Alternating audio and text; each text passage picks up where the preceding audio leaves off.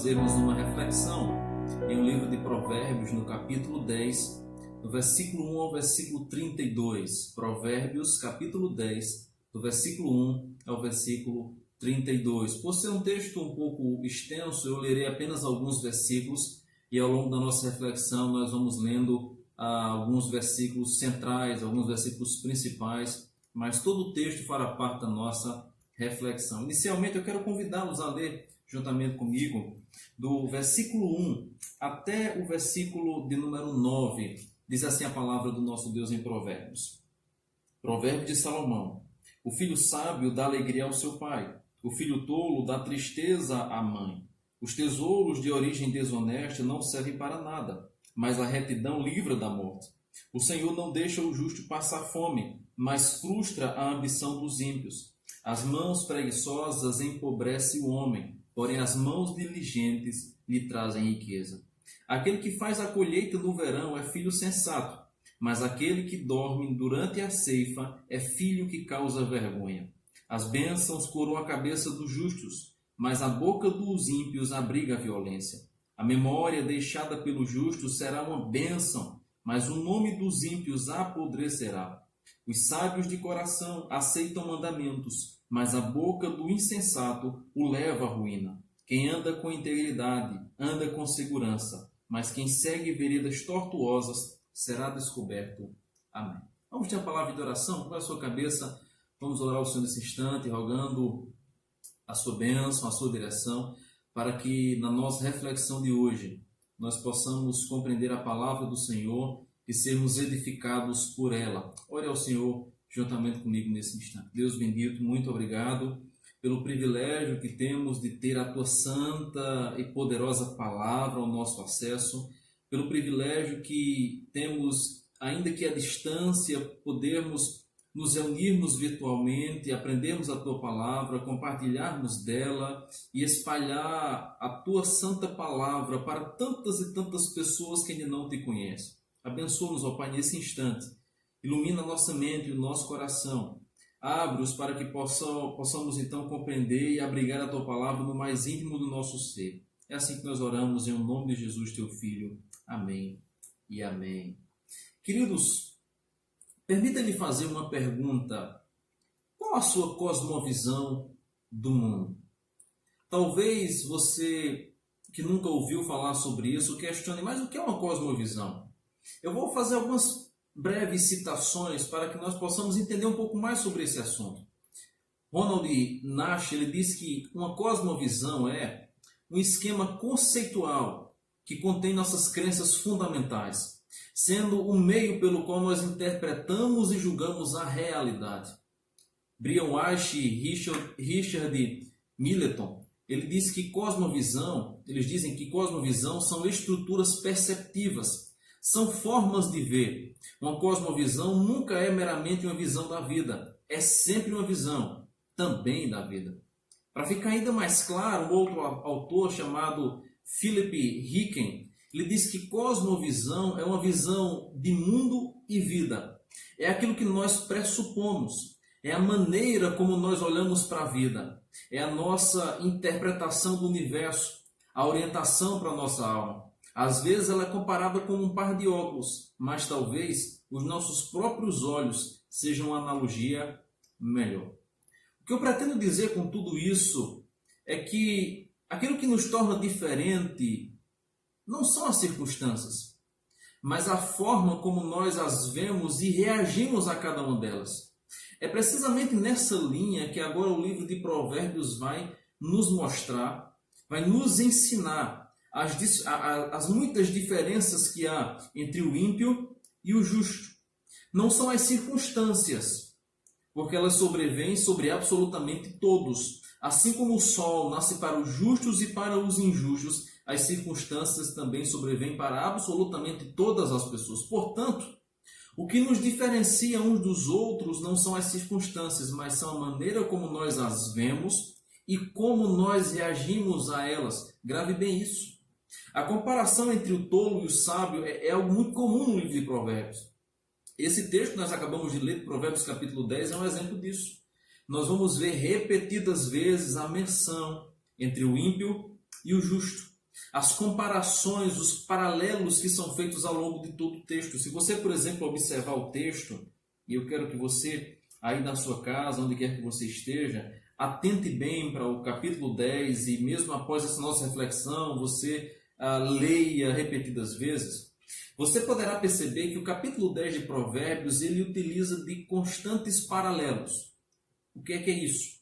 Nós vamos perceber que versículo após versículo ele vai fazer comparações. Por exemplo, no versículo 1, ele fala sobre alegria e tristeza. Versículo 2, a desonestidade e a retidão. Versículo 3, o justo e o ímpio, a fome e a ambição. Versículo 4, preguiça e diligência. Versículo 5, aquele que faz a colheita e aquele que dorme na ceifa. Versículo 6, ele fala sobre bênção e sobre violência. Versículo 7, ele fala sobre um nome, uma memória abençoada e um nome de podridão. Do versículo 1 até o versículo 32, nós temos 31 paralelos que são feitos a respeito do justo e do ímpio. Comparações constantes. Essa é a forma da literatura sapiencial, da literatura de Provérbios, o livro de Provérbios. Comparações, paralelos constantes que servem como uma forma de ensinar aos seus leitores a melhor maneira de viver o justo em comparação com o ímpio. Um sábio egípcio do século 8, ele observa que o sábio é aquele que busca fazer amigos e o tolo é aquele que busca fazer inimigos. Uma das tarefas da sabedoria é exatamente assegurar as pessoas de que o mal e a tolice não serão recompensados. É exatamente nessa linha que agora o Provérbios vai trabalhar e vai nos mostrar constantemente. O ímpio, por mais que em muitos momentos da sua vida ele aparentemente não seja punido, ele aparentemente seja bem sucedido, mas ele nunca será recompensado pelos maus feitos que ele tem ao longo de sua vida. O justo, o ímpio, nunca será recompensado positivamente por tudo aquilo de mal que ele faz. E Provérbios agora vai nos ensinar de diversas formas e por muitas maneiras, com muitas comparações, o quão importante é a observação de ambos os lados. De um lado ímpio, do outro lado justo, e o que Deus faz com cada um deles no final de sua vida. É dessa forma, então, que o livro de Provérbios vai falar tanto do sábio quanto do tolo, trazendo sempre o fim de ambos. Para o sábio escritor de Provérbios, não basta estar no mundo, é necessário entender por que está nele. Não basta fazer algo, é preciso saber para que faz. Não basta passar pelo mundo, é necessário deixar um legado. Não basta viver como os demais, é preciso fazer a diferença. Diante disso, dessas muitas comparações e analogias que nós vamos encontrar no livro de Provérbios, eu quero convidá-los para nós fazermos uma breve reflexão nesse capítulo 10 no seguinte tema: fazendo a diferença em todos os sentidos da vida. Pensar, amar, fazer. São três palavras que eu consigo observar nesse capítulo 10, nas muitas idas e vindas nesse capítulo. Nós vamos perceber que essas três palavras vão fazer parte da mensagem principal do capítulo 10. O pensamento, os sentimentos e as ações. Constantemente vão ser colocados lado a lado o ímpio e o justo. Aquilo que eles pensam, aquilo que eles sentem, os seus sentimentos, o seu amor, e aquilo que eles fazem, as suas práticas. Grave bem essas três palavras: pensar, amar, fazer. Nós vamos usá-las ao longo da nossa reflexão. Em primeiro lugar, nós temos aí o pensamento do justo, é o pensar. John Piper vai dizer que um cristianismo saudável aprecia com certeza a vida da mente. A Bíblia vai nos dizer em Mateus capítulo 22, versículo 37 o seguinte: ame a Deus de todo o teu coração, de toda a tua alma e de todo o teu entendimento. O próprio apóstolo Paulo, em recomendação a Timóteo, ele vai dizer o seguinte: pondera o que acabo de dizer.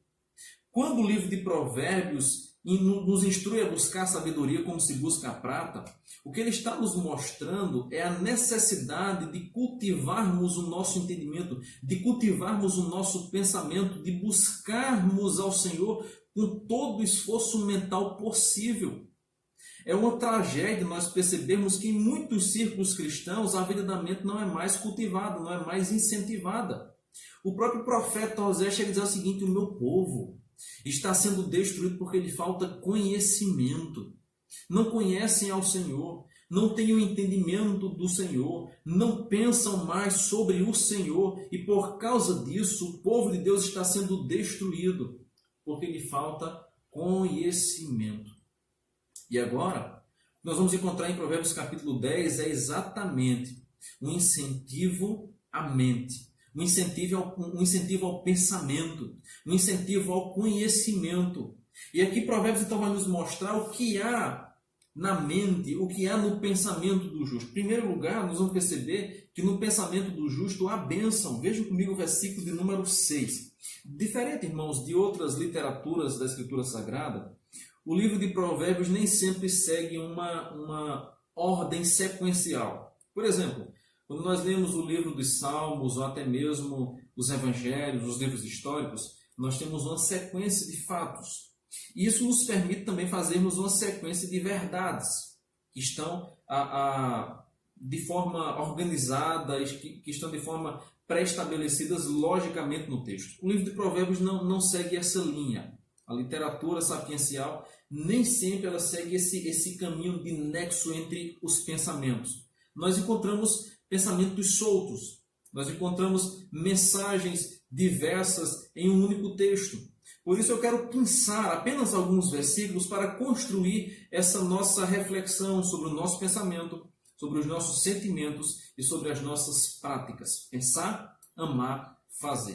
Em primeiro lugar, com respeito ao pensamento do justo, no versículo 6, nós vamos perceber que nele há bênçãos, pois diz o texto: as bênçãos coroam a cabeça dos justos, mas a boca dos ímpios abriga a violência.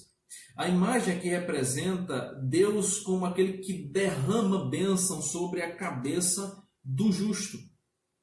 Isso só é possível na vida daqueles que foram transformados por Deus.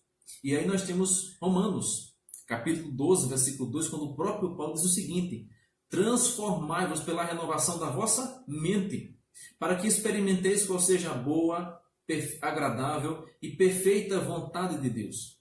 Desfrutar de tudo isso, dessa vontade de Deus que é agradável, que é perfeita, que é boa, só é possível por meio de uma transformação, operada por intermédio do seu Santo Espírito na nossa vida. E agora nós vamos perceber claramente que na cabeça do justo, como diz o versículo 6, há bênçãos. Ou na versão NVI diz: as bênçãos coroam, elas estão sobre a cabeça dos justos. É dessa forma que nós vamos perceber como é o pensamento do justo. No pensamento do justo há bênçãos, mas não apenas isso, há também frutos. Veja comigo o versículo 7. A memória deixada pelo justo será uma bênção, mas o nome dos ímpios apodrecerá.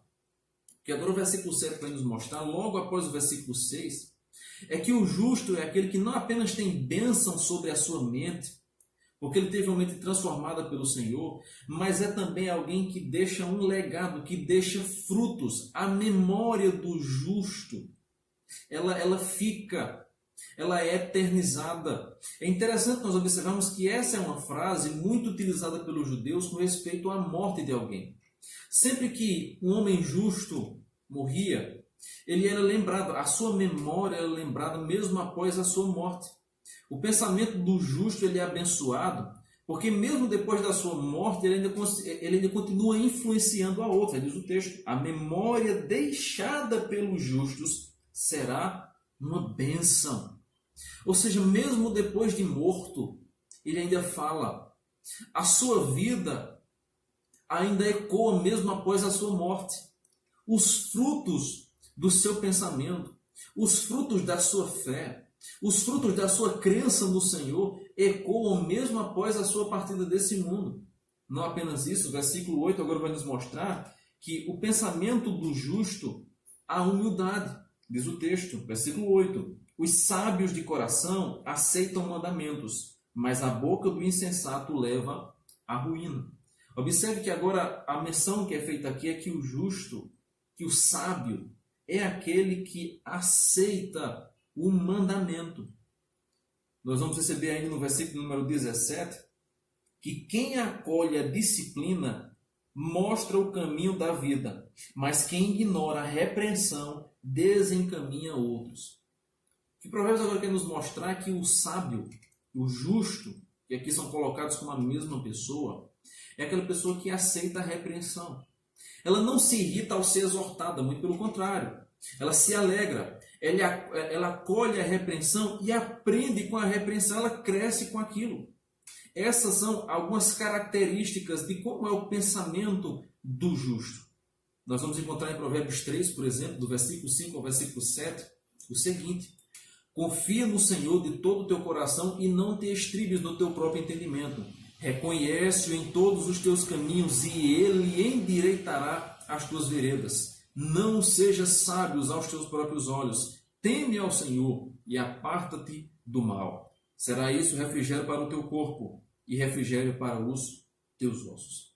Observe que em diversos momentos o Provérbios vai colocar essa menção, essa verdade tão gloriosa, que o sábio, que o justo, é aquele que não confia em si mesmo, é aquele que não coloca toda a confiança nos seus próprios méritos, no seu próprio conhecimento, muito pelo contrário, é alguém que recebe repreensão, é alguém que aceita a repreensão, é alguém que cresce com a repreensão, é alguém rico de conhecimento. Pois diz o versículo 14 o seguinte: os sábios acumulam conhecimento, mas a boca dos insensatos é um convite à ruína. São evidências, são características claras sobre o pensar do justo. Como é o pensamento do justo? Primeiro, nós vimos no versículo 6, nesse pensamento há bênção. No versículo 7, há frutos, porque mesmo após a sua morte ele fala. No versículo 8 e versículo 17, há humildade, ele aceita o mandamento. Ele reconhece os seus erros. No versículo número 14, é um pensamento que é rico de conhecimento. Ele entesoura conhecimento, como diz o versículo número 14. Nós vamos perceber claramente que fazer a diferença passa primeiramente pelo campo da nossa mente.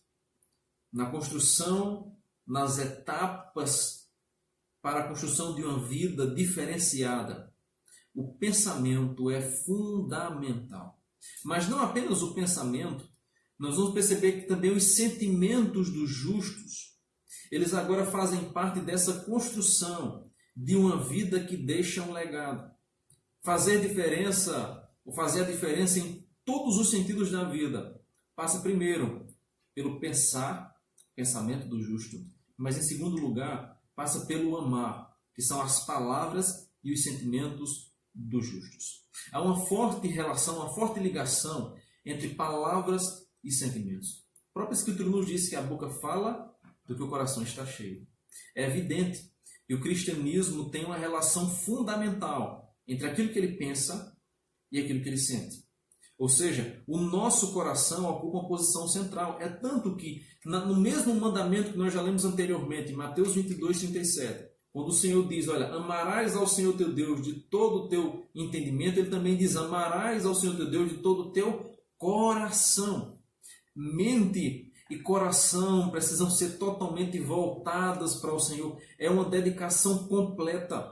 Aquilo que eu penso e aquilo que eu sinto devem estar voltadas inteiramente para o nosso Deus. Amar ao Senhor implica a nossa mente e implica também o nosso coração. Mas como então nós vamos perceber que é os sentimentos dos justos? Nós vamos perceber que Provérbios capítulo 10 vai trabalhar um pouquinho sobre isso da seguinte maneira. Em primeiro lugar, ele vai nos mostrar que no versículo 11, o falar, as palavras do justo é um manancial de vida. Diz o versículo 11, leia comigo. A boca do justo é fonte de vida, mas a boca dos ímpios abriga a violência. As palavras que ele profere, oriundas do seu coração transformado, regenerado pelo Senhor, são palavras que produzem vida. Provérbios 4, 22 nos deixa essa menção. Sobretudo o que se deve guardar, guarda o teu coração, porque dele procedem as fontes da vida. A nossa boca fala aquilo que o nosso coração está cheio. Tudo aquilo que eu falo, tudo aquilo que eu digo é fruto do meu coração. Por isso que uma pergunta necessária a ser feita é: como está o seu coração? Como estão os seus sentimentos diante do Senhor? Nossa boca será apenas um reflexo daquilo que está dentro do nosso coração. Vez por outra, alguém diz assim, mas eu falei no momento de raiva. Foi uma circunstância muito adversa, foi um momento de muito estresse, eu não aguentei e falei. Por vezes nós tentamos utilizar essa desculpa. Eu só falei aquilo que eu estava de cabeça quente. Eu só falei aquilo que eu estava com muita raiva, eu perdi o controle, eu não aguentei, eu não me responsabilizo por aquilo que eu falo. Muitas vezes nós tentamos utilizar essas desculpas para palavras, para conversas, para muitas coisas tolas que nós acabamos falando na vida. Mas na verdade, tudo aquilo que nós falamos está guardado no nosso coração. Não são as circunstâncias que nos moldam, como falei no início. É a nossa forma de enxergarmos e a forma de reagirmos a ela. Por isso que nós só faremos diferença em todos os sentidos de nossa vida, quando a nossa mente, mas também o nosso coração estiver voltado, estiver cativo à palavra do Senhor. As nossas ações, os nossos sentimentos, as nossas palavras serão diferentes. Diz o texto aí que da boca do justo produz ou sai uma fonte de vida. Mas não apenas isso, o versículo de número 12 vai nos mostrar que esse justo também é alguém perdoador, pois diz o texto, o ódio provoca dissensão, mas o amor cobre todos os pecados. Observe que agora nos é feito uma outra analogia, o ódio em contraponto com o amor. É dessa forma que Provérbios vai trabalhar em todo o seu livro. Na verdade, quase toda a literatura sapiencial trabalha dessa forma. As muitas comparações. Provérbios é característico, é especialista nessas muitas comparações. O justo e o ímpio. O amor e o ódio. A paz e a guerra são analogias constantes que trazem sempre o ensinamento. E agora nos é dito que o amor, ele cobre todas as transgressões. Quando o Provérbios fala isso, ele não está dizendo que o justo é alguém que vai esconder o pecado, que vai colocar a poeira debaixo do tapete, que vai tentar passar a mão por cima numa tentativa de não tocar naquela ferida. Não é isso que diz. Mas ele agora vai nos mostrar que as palavras e também os sentimentos dos justos é um sentimento e uma palavra. Seus sentimentos e suas palavras são perdoadoras. Não porque alguém que cobre, que esconde, que não quer tocar na ferida, mas porque alguém que entende que foi perdoado de algo muito maior.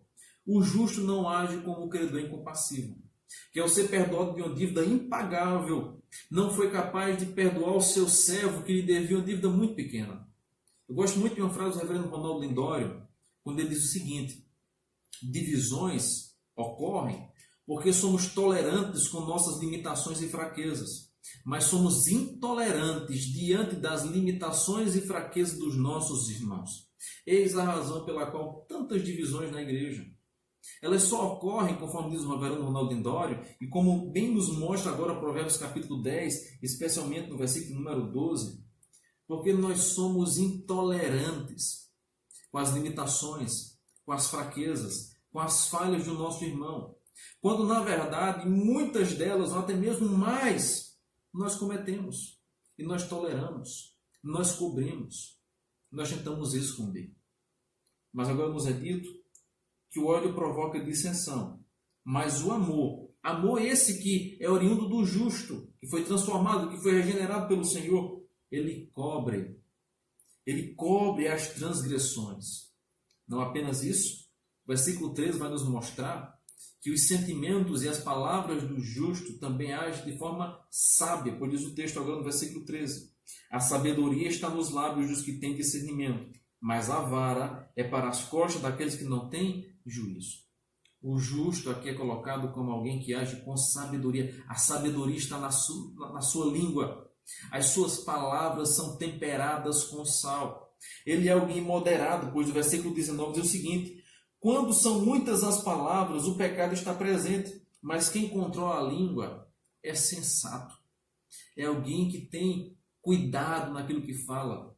É alguém que não fala demais, porque diz o texto que no muito falar há transgressão, há pecado. Quanto mais nós falamos, mais nós cometemos erros, mais nós somos levados a errar. Nós temos chances maiores de errar.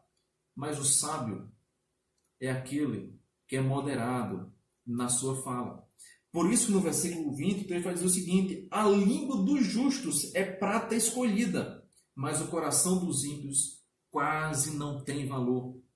Observe, o justo, aquele que faz a diferença, tem um pensamento transformado e, como consequência, os seus sentimentos e as suas palavras que são externalizadas são diferenciadas.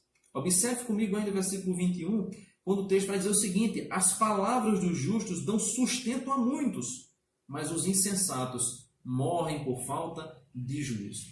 Observe como o justo, o sábio, que aqui é relatado no texto, é alguém que utiliza as suas palavras, é alguém que fala de forma a abençoar, traz vida.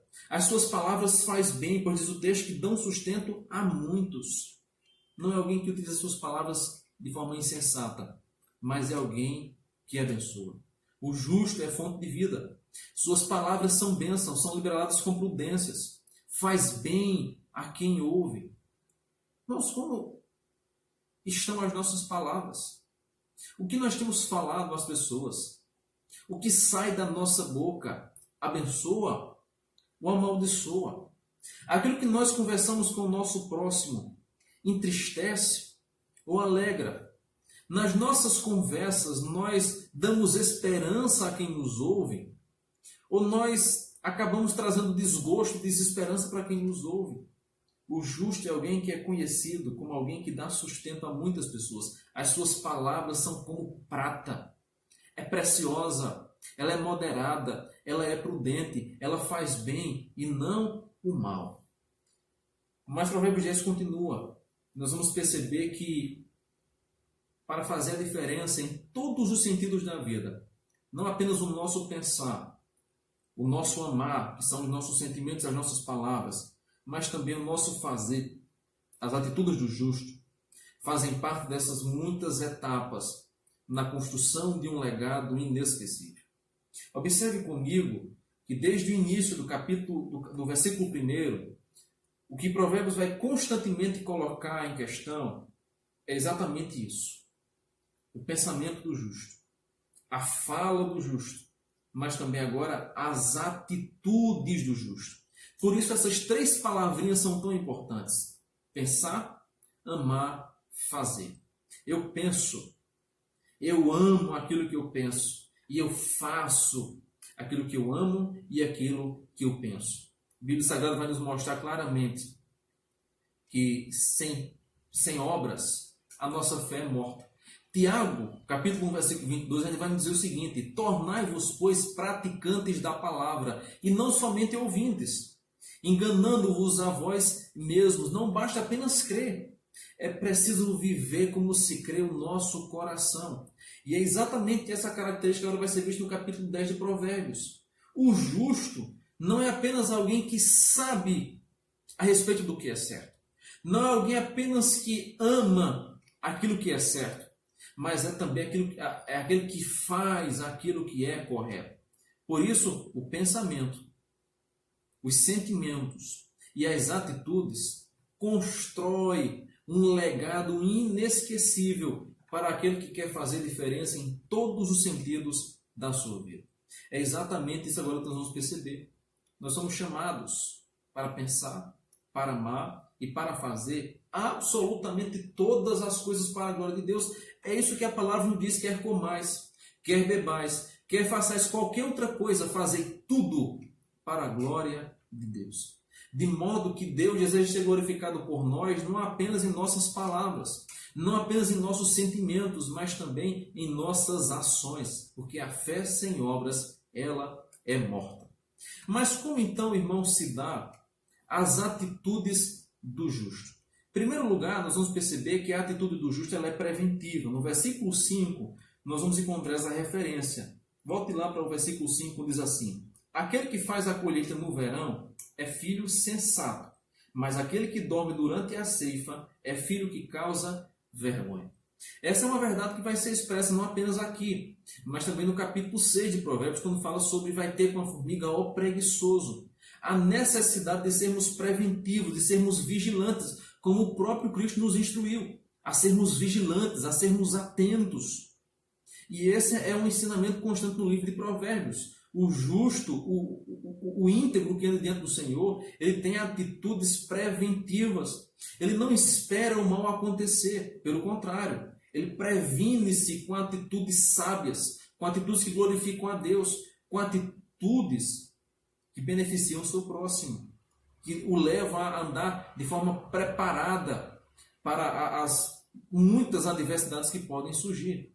Mas não apenas isso, nós vamos que a atitude do justo, ela também é íntegra.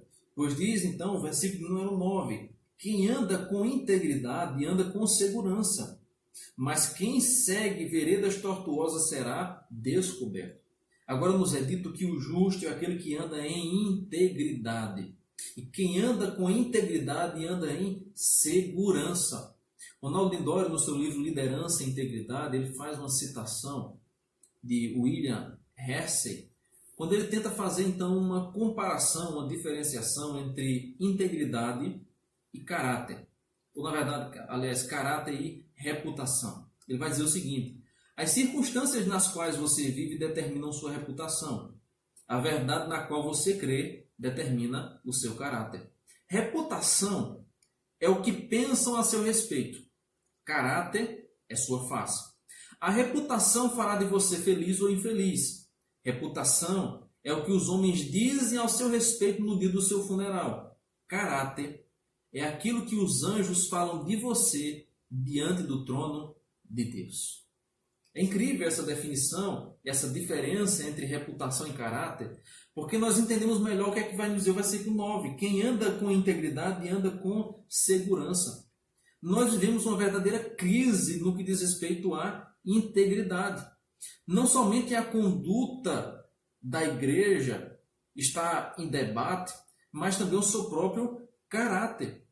Nós muitas e muitas vezes percebemos uma crise na integridade. Eu gosto também de um livro que o Warren Wiersbe escreveu chamado A Crise da Integridade, quando logo no início do seu livro ele diz o seguinte: a igreja não precisa apenas de maquiagem, e sim de cirurgia. Essa é a nossa maior necessidade nos dias em que nós somos desafiados, mas não somos transformados. Nós vivemos dias onde nós somos convencidos, mas nem sempre convertidos. Nós ouvimos a palavra, mas nós não praticamos. E desse modo nós acabamos enganando a nós mesmos. É preciso uma cirurgia e não apenas uma maquiagem, como diz o Wiersbe. E o justo é aquele que anda em integridade. As suas práticas, as suas ações são ações íntegras, mas não apenas isso.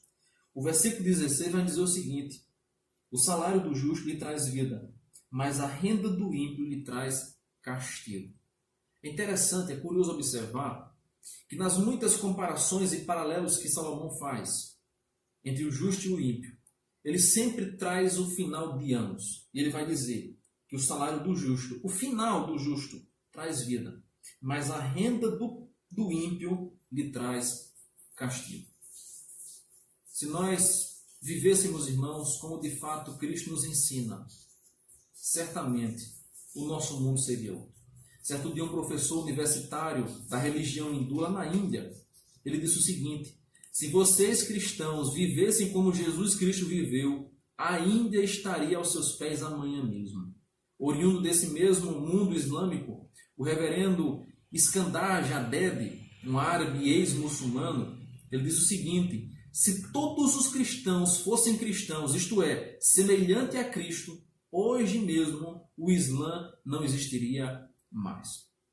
É interessante que essas frases, oriundas de homens que fazem parte, que estão inteirados dessa cultura muçulmana, do hindu, do islamismo, claramente revelam uma deficiência muito grande entre aquilo que nós cremos e aquilo que nós praticamos e aquilo que nós fazemos. Se nós pudéssemos, irmãos, resumir esse capítulo tão profundo, tão glorioso, com tantas e tantas verdades que saltam aos nossos olhos que o tempo não nos permite explaná-lo completamente. Um versículo poderia resumir o capítulo 10. E eu chamo a sua atenção para o versículo 25, quando o texto vai nos dizer assim: passada a tempestade, o ímpio já não existe, mas o justo permanece firme para sempre.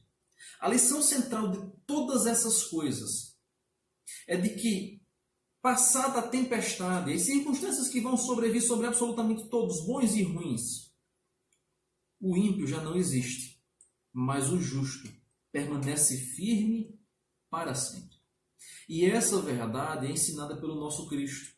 Lá em Mateus capítulo 7, do versículo 24 ao versículo 27, Jesus nos mostra claramente dois fundamentos. Um homem que constrói a sua casa sobre areia, vindo a tempestade e a leva. Mas outro constrói a sua casa sobre a rocha. Os ventos sopraram, a chuva caiu, grande foi a tempestade, mas a casa permaneceu inabalável, porque a sua casa estava edificada sobre a rocha. O que o Provérbio nos ensina, nesse capítulo 10, e o que a Bíblia Sagrada nos mostra do começo ao fim, é que se nós quisermos fazer a diferença, se nós quisermos deixar um legado de vida, é preciso não apenas pensar, não apenas sentir, mas, sobretudo, praticar, viver aquilo que nós sabemos e sentimos. Pensar, amar, fazer. 3 palavras que são desafiadoras para a nossa vida ainda hoje. Com respeito ao pensamento, como você tem utilizado a sua mente? Muitas vezes nós nos preocupamos com tantas coisas, com as dívidas, com a nossa família, com o nosso status, com coisas das mais diversas possíveis. E você sabe muito bem o que é preocupação. É você pensar repetidamente a respeito de um problema. Meditação é algo muito semelhante, só que o contrário. Eu quero incentivar você a utilizar a sua mente para a meditação. Se você sabe se preocupar, eu quero incentivá-lo você a meditar. Se por um lado a preocupação é você pensar repetidamente em um problema, meditação significa você pensar repetidamente na palavra de Deus. Medite sobre ela. Utilize a sua mente para pensar repetidamente sobre a palavra. Pense biblicamente. Pense de acordo com a vontade de Deus. Pense naquilo que Deus falou através de suas escrituras. Mas não apenas isso. Os seus sentimentos, como eles estão. Leve os seus sentimentos aos pés de Cristo. Jesus diz, olha, vinde a mim. Todos que estáis cansados, sobrecarregados, eu vos aliviarei. Tomai sobre vós o meu jugo e aprendei de mim, porque sou manso e humilde. Nós precisamos levar os nossos sentimentos a Cristo. Para que a semelhança dele, nós possamos aprender. Nós possamos ser moldados. Nós possamos ser edificados, lapidados. Porque ele é o nosso exemplo. As nossas obras, nós precisamos moldá-las. Não basta nos contentarmos com aquilo que nós já sabemos, com aquilo que nós temos. Eu gosto muito da definição que eu vi recentemente. Muitas e muitas vezes, nós estamos na igreja como um crente 3S. Essa expressão eu vi e não mais esqueci, ficou gravada em minha mente. Crente salvo, sentado e satisfeito. Deus não nos chamou, Deus não nos salvou para nos sentarmos em um banco e ficarmos satisfeitos com a nossa salvação. Não é suficiente. Nós fomos salvos para estarmos satisfeitos, plenamente satisfeitos em Deus e proclamarmos esse evangelho e proclamarmos desse Deus para que muitas outras pessoas também conheçam e se satisfaçam nele, se deleitem eternamente em sua presença. Não se contente, não se acomode com aquilo que você sabe, mas utilize o seu conhecimento, utilize o pouco que você já sabe sobre Deus para falar às muitas pessoas. Que o nosso pensamento, que os nossos sentimentos e que, sobretudo, as nossas ações redundem na glória bendita do nosso Deus. Pensar, amar, fazer. Na construção de um legado, para fazermos diferença em todos os sentidos da vida, é necessário nos voltarmos diante de Deus, buscarmos ao Senhor e colocarmos a nossa fé em prática. Porque a fé sem obras, ela é morta. De nada vale saber se nós não praticamos. Como você anda? Como está a sua mente? Como está o seu coração? Como estão as suas obras? Em Cristo, olhando para a palavra do Senhor, nós podemos fazer mais. Nós podemos crescer mais. Nós podemos alcançar mais pessoas. Basta que nós coloquemos em prática tudo aquilo que nós já sabemos. É um desafio para a nossa vida. É algo desafiador nós vivermos de acordo com aquilo que crê o nosso coração. Muitas vezes nós andamos no caminho inverso. Nós sabemos, mas nós não praticamos. Paulo, inclusive, diz isso. Quem me livrará do corpo dessa morte? Aquilo que quero fazer, não faço. E aquilo que não quero fazer, acabo fazendo. Somente a graça de Deus para nos ajudar a fazermos exatamente aquilo que nós cremos, de acordo com o nosso coração, na palavra do nosso Deus. Pense, ame e faça absolutamente tudo para a glória do nosso Deus. Passada a tempestade, o ímpio já não existe, mas o justo permanece firme para sempre. Amém. Vamos orar mais uma vez. Muito obrigado, Senhor, pela Tua palavra, pela Tua instrução, pelos Teus ensinos, que nos mostram a necessidade de não apenas conhecermos a Tua palavra, mas de proclamarmos ela dia após dia. Ó Deus, ensina-nos a nos submetermos a Ti. Ajuda-nos a termos um pensamento e um coração totalmente voltados para o Senhor. E uma vida que está disposta a entregar-se, a doar-se completamente às boas obras para o louvor da Tua santa glória. Assim nós oramos, pedimos a Tua ajuda, em nome de Jesus, Teu Filho. Amém e amém. Deus abençoe sua vida, uma excelente semana na presença do Senhor e que em breve nós possamos nos encontrar no templo para juntos nos reunirmos com alegria, celebrando o nome do nosso Deus. Um forte abraço, queridos, e Deus os abençoe. Meus irmãos, eu quero dar alguns avisos para vocês, logo depois eu quero impetrar a bênção. Eu quero lembrar aos irmãos que não deixe de dar o seu dízimo, a sua oferta, contribua com as cestas básicas, ajude o seu próximo. Nós temos algumas famílias da nossa igreja que todos os meses temos um compromisso ali de ajudar com a cesta básica, temos também o Alto do Pascoal, onde mandamos algumas cestas ali para aquelas famílias, e eu peço que os irmãos permaneçam firmes, inteirados em tudo aquilo que puder ajudar uns aos outros. Não deixe de ajudar, não deixe de entrar em contato, se precisar de alguma coisa, fale conosco, fale com a secretária da igreja, procure-nos que nós estamos sempre à disposição. Temos falado para os irmãos que, naquilo que for possível, entre em contato no privado conosco, através das redes sociais ali, talvez do Zap ou do telefone. Eu passei algumas semanas com problema na minha linha telefônica, estava chegando muitas ligações de pessoas que eram spam, a gente falava, não respondia. Eu mudei de operador e passou mais aí umas 3 semanas até chegar, a mudança, a portabilidade, mas graças a Deus o nosso telefone já está normalizado. Temos ligado aí para algumas pessoas. Se eu não liguei para você, não perca a alegria, porque logo estaremos entrando em contato. Deus abençoe e lhe conceda uma boa semana. E não deixe de participar de todas as atividades que temos ao longo da semana. Como falei, aos domingos de 10 horas e às 18 horas temos os cultos. Às 3 horas da tarde, escola bíblica virtual. Às quintas-feiras temos o discipulado. Não é? Fora as outras atividades que nós temos aí comunicado aos irmãos nas lives que têm surgido. Deus abençoe, lhes abençoe e conceda uma boa semana. Eu queria que você fechasse seus olhos, vamos ter a oração final e impetrar a bênção apostólica. Senhor, nosso Deus e Pai, te agradecemos por esse dia, te agradecemos pela Tua palavra, aplica o nosso coração, a nossa vida, perdoa os nossos pecados, nos ajuda nessa caminhada. Ó Senhor, assim como a Tua palavra nos ensina, no Salmo 130, esse salmo penitencial que nos faz nos chegar a Ti, suplicar a Ti pelo perdão e pela Tua graça. Ó Deus, que possamos ter uma novidade de vida, que a alegria da salvação, que a alegria de servir ao Senhor possa ser sempre constante e abundante em nossa vida. Nos ajuda a amar os irmãos, a perdoar uns aos outros, a ajudar uns aos outros. Abençoa a Tua igreja espalhada sobre toda a terra. Oramos assim, no nome de Jesus. Amém e amém. Receber a bênção, queridos, que a graça do nosso Senhor e Salvador Jesus Cristo, o amor de Deus, o nosso eterno Pai, a comunhão e a consolação do Divino Espírito Santo de Deus, seja com o Teu povo aqui e espalhado sobre toda a terra, hoje e eternamente. Amém e amém. Deus te abençoe, queridos. Tenha uma boa semana em Cristo Jesus. Amém e amém.